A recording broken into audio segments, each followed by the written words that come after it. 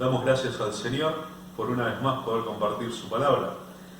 Y en esta oportunidad el tema a desarrollar es uno que recorre toda la Escritura y es el imitar a Dios. Y es interesante que desde el principio mismo está este concepto desarrollado en la Escritura. En el Génesis 1:26, Dios, después de haber creado todas las cosas, dijo: hagamos al hombre a nuestra imagen, conforme a nuestra semejanza. El propósito primario de Dios, la intención primaria de Dios, es que el hombre fuese una réplica, un semejante a Él en el carácter. Es interesante notar que todo lo que el Señor crea en el principio, en el capítulo 1 de Génesis, tiene la impronta constitutiva de hacer exactamente lo mismo que el Señor, tiene la impronta de imitar al Creador. La tierra, por ejemplo, recibe la indicación de crear hierbas, plantas y árboles. El mar recibe la indicación de crear dentro de sí vida, que son los peces, y fuera de sí vida, que son las aves. Más tarde la tierra también recibe la instrucción de crear los animales. Es como que todo tiene la indicación y está supuesto a obedecer a Dios, haciendo lo mismo que Dios hace, que es dar vida. Ahora nosotros, el hombre, nos encontramos dentro de la Escritura con una serie de instrucciones y mandamientos y estatutos que estamos supuestos a cumplir, y como que rápidamente nos vemos como que tenemos que practicar letras frías. Sin embargo, el propósito principal del Señor a través de los mandamientos es que le imitemos, es que busquemos copiar su carácter. Porque los mandamientos no son ocurrencias aisladas de Dios, como que Él de manera singular quiere que nosotros nos comportemos de determinada forma, sino que los mandamientos son señales que nos guían a en nosotros poder practicar el carácter puro y perfecto de Dios. Ese es el fin, ese es el objetivo de los mandamientos. No tiene otro propósito los mandamientos en el hombre que copiar el carácter puro y perfecto de Dios. Es que el Señor no ha diseñado un comportamiento restrictivo para el hombre, para que éste se moviese de esa forma, de manera singular y de una manera particular del hombre, sino para que lo copie, sino para que lo imite. Si pudiésemos poner todos los mandamientos en línea, de seguro formarían la silueta de nuestro Señor Jesús. Como dice Romanos 8:29, porque a los que antes conoció también los predestinó para que fuesen hechos a la imagen de su Hijo. Es el propósito de los mandamientos, es el propósito de la instrucción de Dios. El Señor no simplemente quiere que nosotros seamos algo para nosotros, sino que quiere que lo seamos porque Él lo es. ¿Cómo es esto? Bueno, en Mateo capítulo 5:48 el Señor dice: sed perfectos. ¿Por qué? ¿Porque yo quiero que sean perfectos? No, porque así como vuestro Padre que está en los cielos es perfecto. Levíticos 11:43 dice: sed santos porque yo soy santo. El Señor a través del profeta Oseas en el capítulo 6, versículo 6 dice: porque misericordia quiero y no sacrificios. ¿Por qué misericordia? Bueno, el Salmo 103:8 dice que el Señor es grande en misericordia, clemente y misericordioso es Jehová. Santiago 1:19 dice que todo hombre sea pronto para oír, tardo para hablar y tardo para airarse. Tardo para airarse, claro, porque el Dios que es clemente y misericordioso es lento para airarse, es tardo para airarse y grande en misericordia. Es como que todo está allí para que le copiemos, todo está allí para que nos asemejemos a ese carácter de nuestro gran Dios. El Señor Jesús, cuando está enseñando en el Sermón del Monte, dice: oíste que fue dicho, amarás a tu prójimo y aborrecerás a tu enemigo. Pero yo os digo, dice el Señor, amad a aquellos que os aborrecen, orad por aquellos que os ultrajan, bendecid al que te maldice, porque si no, ¿qué hacemos diferente? Dice el Señor, de los publicanos. Y haciendo estas cosas, dice, seréis hijos de vuestro Padre que está en los cielos, que hace llover sobre buenos y malos. Y seréis hijos claramente se está refiriendo al ser imitadores, al ser el fiel reflejo, a ser el fiel testigo de ese Dios maravilloso y ese Dios de amor.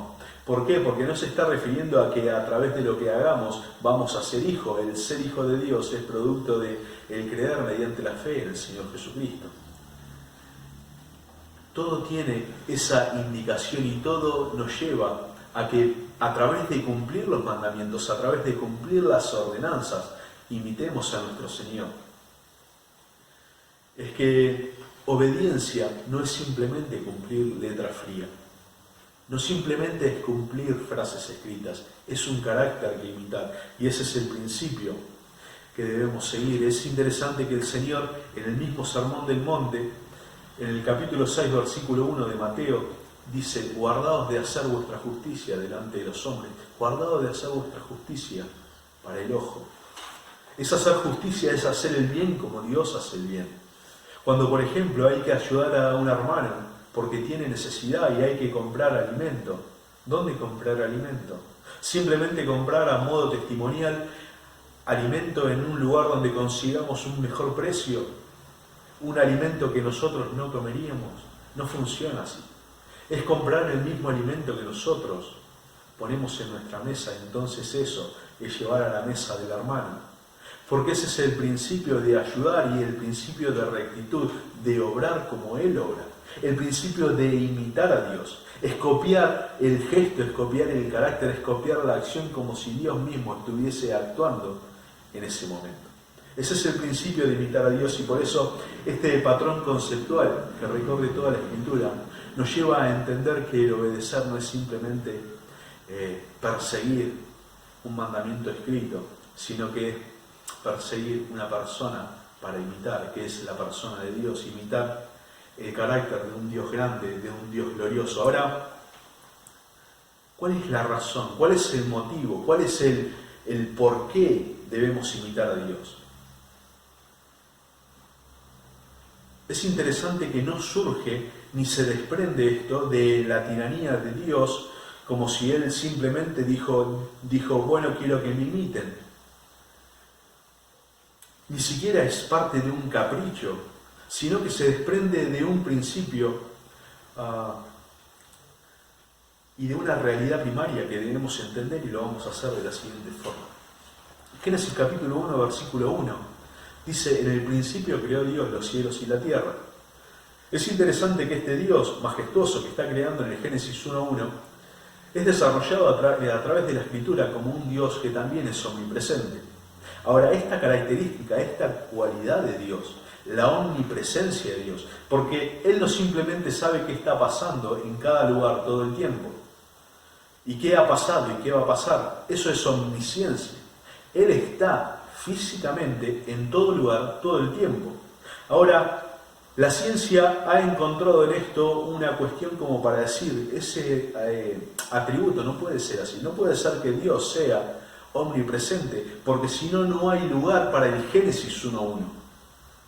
Porque no hay lugar para que la creación exista y para que el universo tenga lugar de ser. Porque si Él, antes del Génesis 1.1, es un Dios omnipresente, Él está de manera infinita ocupando todo lugar en todo tiempo.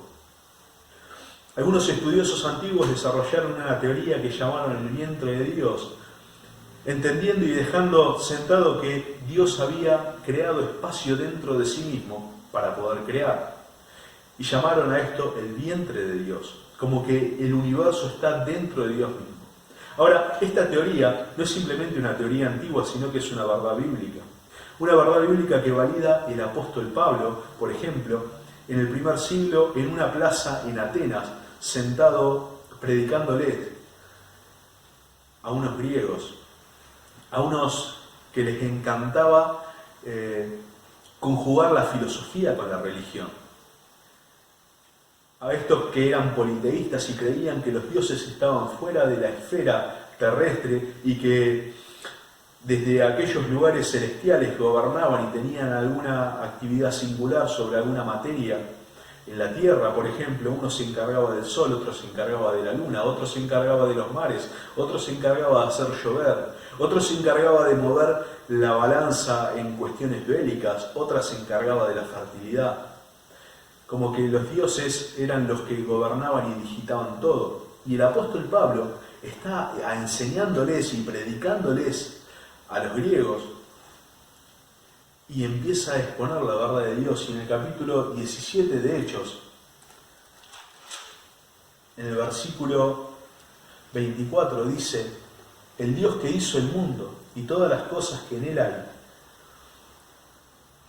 siendo Señor del cielo y de la tierra, no habita en templos hechos por manos humanas, ni es honrado por manos de hombre, como si necesitase de algo, pues Él es quien da a todos vida y aliento y todas las cosas, y de una sangre ha hecho todo el linaje de los hombres, para que habiten sobre toda la faz de la tierra, y les ha prefijado el orden de los tiempos y los límites de su habitación, para que busquen a Dios, si en alguna manera, palpando, puedan hallarle, aunque ciertamente no está lejos de cada uno de nosotros.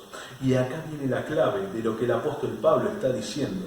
El 28 del capítulo 17 de Hechos dice: porque en Él vivimos y nos movemos y somos. Porque en Él vivimos y nos movemos y somos. El mismo apóstol, escribiéndole a los Colosenses en el capítulo 1, versículo 16 y 17, dice: porque en Él fueron creadas todas las cosas, las que hay en el cielo y las que hay en la tierra, visibles e invisibles, sean tronos, sean dominios, sean principados, sean potestades. Todo fue creado por medio de Él y para Él. Y dice: y todas las cosas en Él, y todas las cosas en Él subsisten. Ahora, aquí no hay una expresión simbólica, ni una expresión metafórica, sino que está habiendo una descripción concreta de una realidad que está sucediendo. Es que estamos dentro de Dios, y este es el punto central del tema.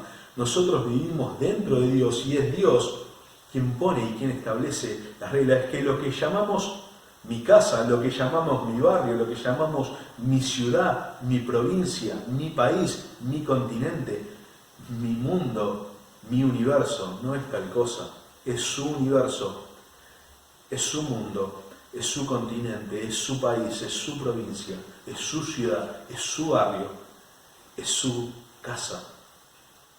Dice el Salmo 24:1: de Jehová es la tierra y su plenitud, todos los hombres y los que en ella habitan. De Jehová es la tierra y todo lo que en ella hay. Es que vivimos dentro del territorio y dentro de lo que es jurisdicción de Dios. Por eso Él es quien establece las reglas y Él es quien establece las normas, y por eso estamos supuestos a fluir y estar en total consonancia con Él. Ahora, visto de esta manera, es un poco más simple de entenderlo, porque yo en mi casa, por ejemplo, tengo una gordita que se llama Ámbar, tiene 2 años, varios rulos y unos cachetes, y hay leyes innegociables. Ella se encuentra con no rotundos, y no que no van a ser negociables nunca. Ella se encuentra con un no se puede correr con un cuchillo en la mano, no se puede correr con un vaso de vidrio, no se puede meter nada en el enchufe, no se puede correr con una tijera, no se puede salir corriendo cuando el portón está abierto, no se puede rayar el sillón, no se puede comer en 10 minutos un frasco de aceitunas, no se puede comer un pote de dulce de leche en un rato, simplemente no se puede. Ahora, ella puede hacer un montón de cosas. Ella puede jugar con el perro, puede jugar con los juguetes, puede mirar televisión, puede escuchar música.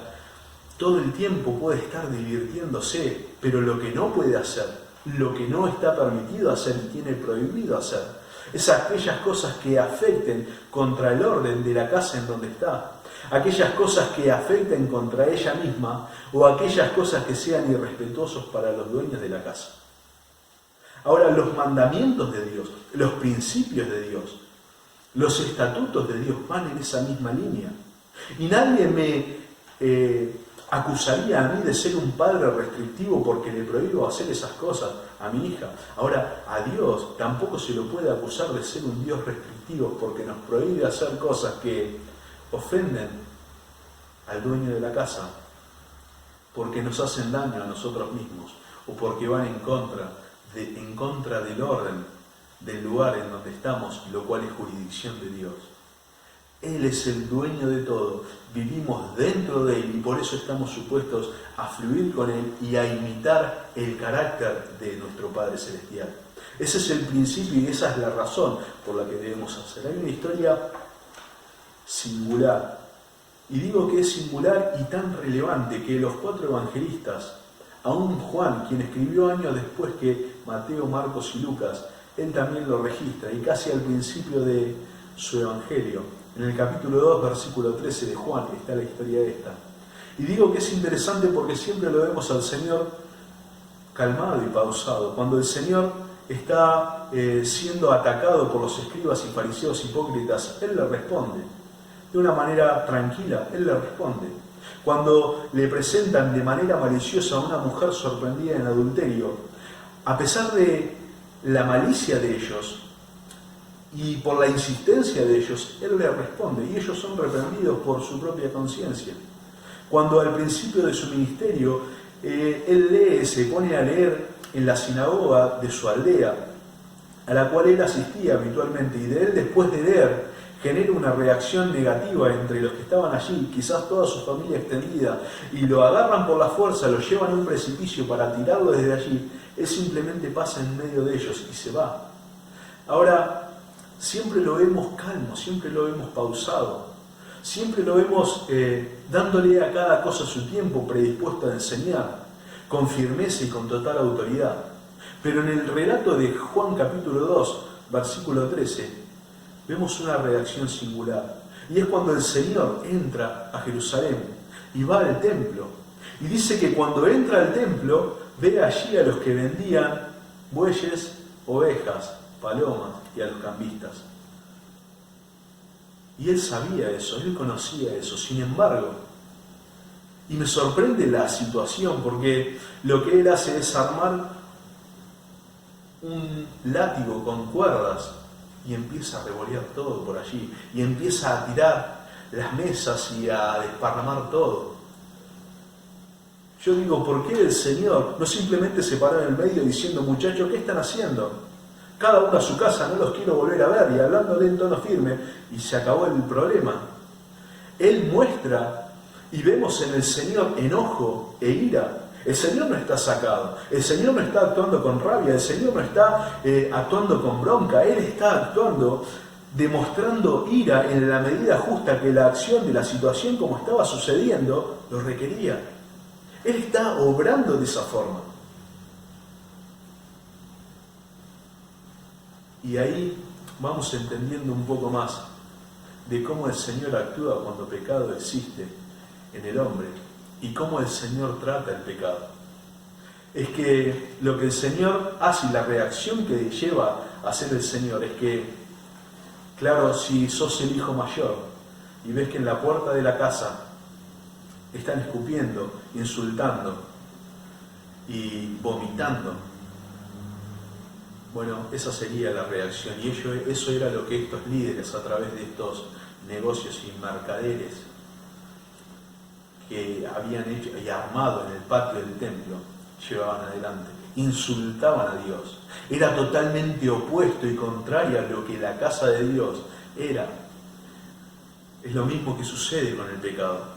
Y genera en Dios la reacción y la necesidad de extirparlo y de sacarlo, porque el pecado altera el metabolismo, altera el organismo de Dios y pueblo.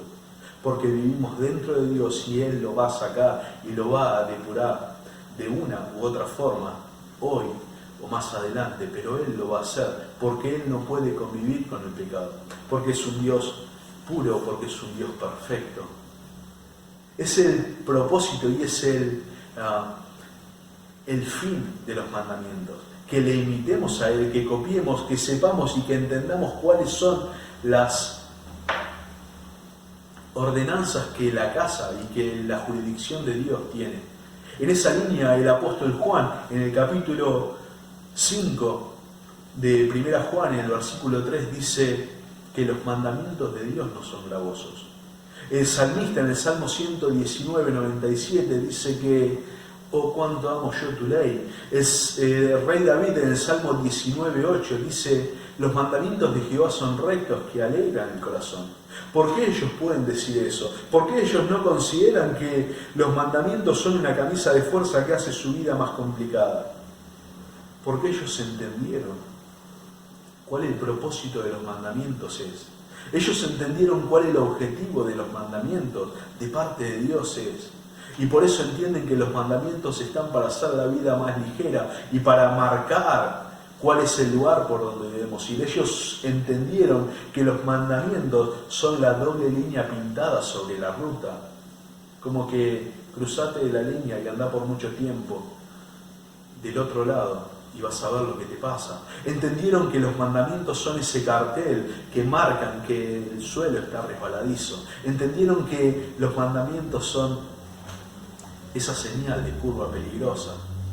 Ellos entendieron que el propósito de los principios de Dios, los estatutos de Dios, no son para hacerle daño, sino para hacer el bien y para mantenerlos, y son como cerco y funcionan como cerco de protección. Esos son los mandamientos de Dios. Por eso los mandamientos de Dios son amables, si puedo, en el mejor sentido de la palabra. Debemos amar los mandamientos de Dios porque Dios nos los puso para que sepamos qué es lo que nos va a hacer daño, qué es lo que nos va a poner en contra de Él y qué es lo que va a alterar el orden en el lugar donde vivimos. Es el principio. Dice el apóstol Pablo, entendiendo este principio, entendiendo dónde estamos y en jurisdicción de quién estamos. Cuando le escribe a los colosenses en el capítulo 3, versículo 17, dice, todo lo que hagáis, sea de palabra o de hechos.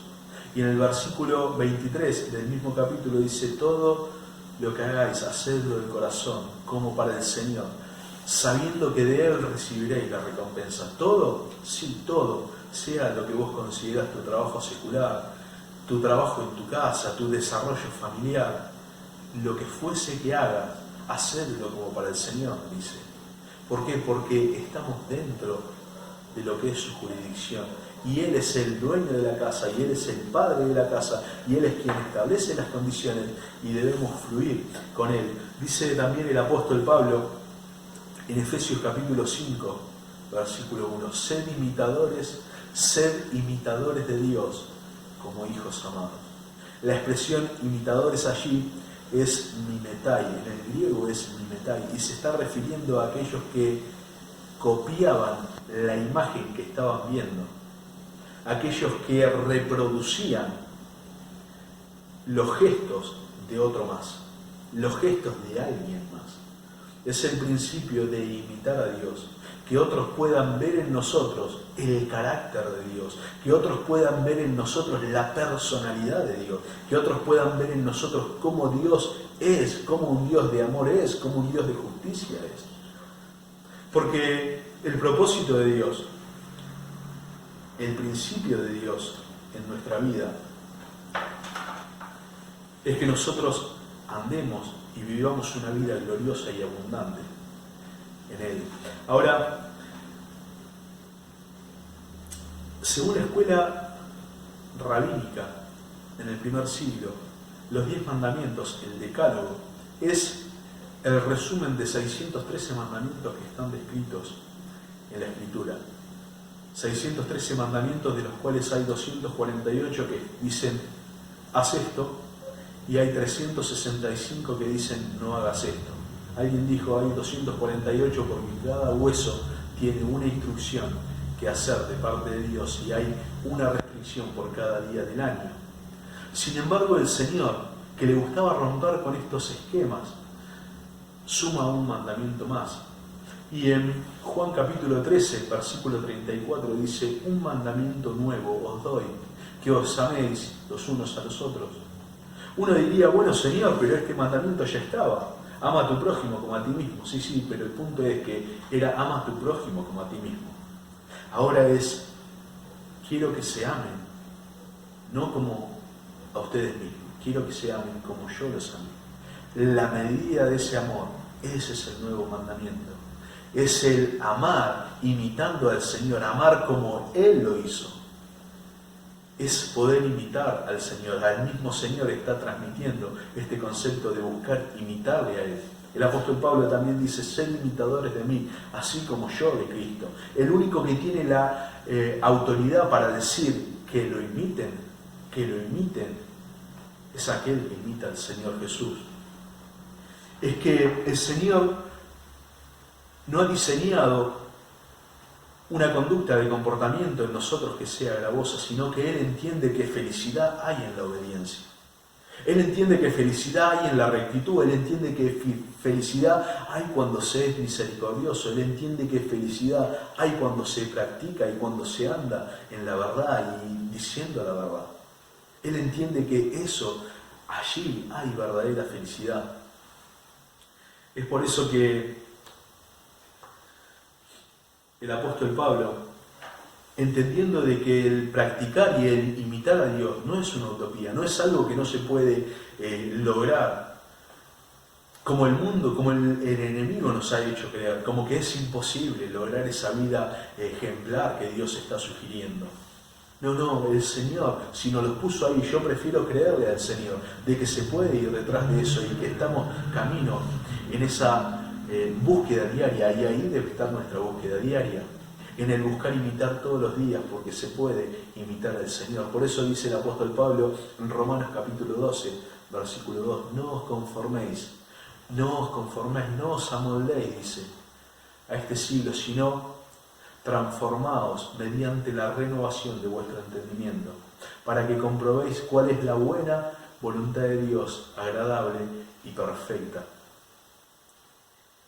El propósito de los mandamientos de Dios no es que cumplamos y no es que visualicemos o persigamos letra fría, es primeramente que entendamos que estamos en lo que es su jurisdicción y que Él nos creó y que vivimos dentro de lo que Él ha creado y que estamos supuestos a fluir y a estar en concordancia con el Dios que nos creó, imitándole y siguiéndole y copiando sus gestos. La característica y una cualidad también distintiva en la iglesia y en el pueblo de Dios es un pueblo que imita al Dios que ama. Los dejo y nos vemos en la próxima.